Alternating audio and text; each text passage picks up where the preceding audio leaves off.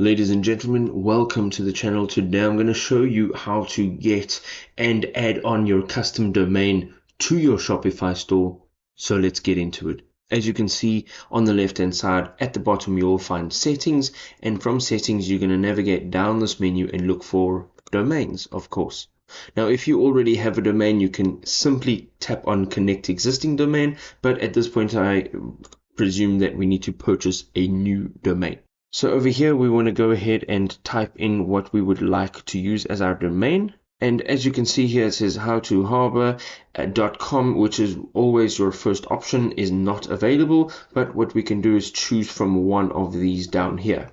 Alternatively, we can also go into a website that you can purchase domains from, such as GoDaddy or Namecheap, and you can search your domain over here and see what options are available. Whichever you have now settled upon, so let's say perhaps howtoharbor.net, you can go ahead and tap on buy, and from here you will add in all of your purchase details, and at the bottom there is a buy domain option.